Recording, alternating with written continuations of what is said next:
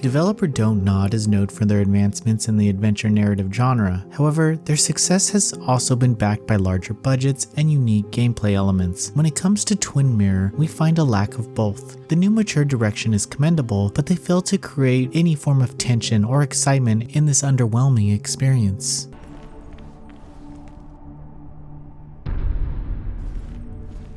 Twin Mirror introduces us to Sam Higgs, an ex-reporter returning home after 2 years when a friend passed away in a car accident. The reason for him leaving revolves around the story he wrote that got the town mine shut down, and his girlfriend at the time turning down his marriage proposal. He's not well liked, so he means to make the visit brief, but after a night of drinking, he wakes up to a bloody shirt and not a clue how it happened. Sam now has to piece together what happened the night before, along with some other mysteries that loom over the town. However, the tension stops there, as it feels like we're on a linear path to the truth of the bloody shirt and other crimes caused around this small town. Sadly, the narrative is weak and fails to use its large cast of characters properly, as it relies on generic twists that don't cast doubt on anyone except for the one who's pulling the strings. Even the build-up to the reveal is cut short with just a simple exposition dump without any real payoff. The biggest issue with the narrative is how many ways it could have gone right. Sam is seemingly cursed with an invisible presence that gives him pointers on how to talk to people. It's a way for him to cope, but it can also affect his relationships negatively.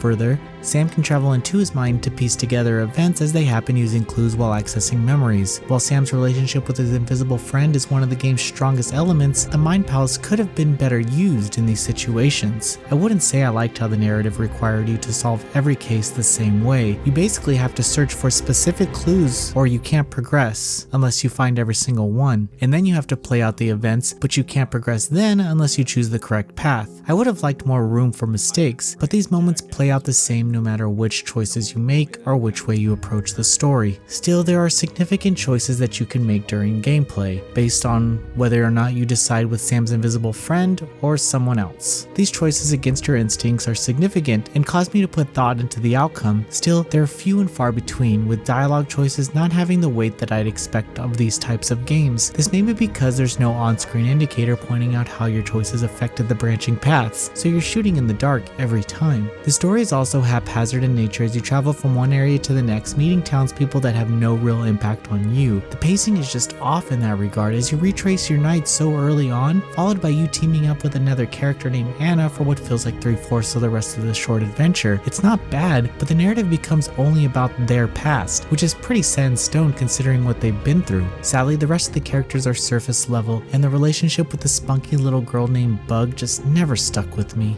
The story's best moments incorporate Sam's Mind Palace, which has Sam entering a meditative state as he clears his mind and focuses on the issue at hand. This is where Sam can see the most growth within himself, and we see why exactly he needs his invisible friend. Still, I found it hard to connect with Sam regardless of how many choices I made during dialogue. This was probably because he doesn't even know who he is, as he struggles to interact with those around him, and so the choices feel more like what I think the person he's talking to wants to hear rather than the ones I believe he wants to say. Graphically, Twin Mirror is a mess. It has moments of looking great, but then the NPC's bodies disappear, each transition is met with rendering issues, load times are insane, and the environments aren't that interesting. If that wasn't enough, the gameplay is almost just as difficult to navigate, as I struggle to interact with objects requiring Sam's position to be exact to trigger an action. On the bright side, I enjoyed the voiceover, but the game lacked the soundtrack that I typically love from Don't Nod. Twin Mirror's foundation of returning home to a tragedy after leaving because of a tragedy doesn't work. The characters are as forgettable as the story, and the mystery is handed to you on a silver platter as you make your way through the narrative. Nothing really builds to a climax in this game, which is sad because I did enjoy the more mature tone of the characters that deviated from what we are used to seeing from this team.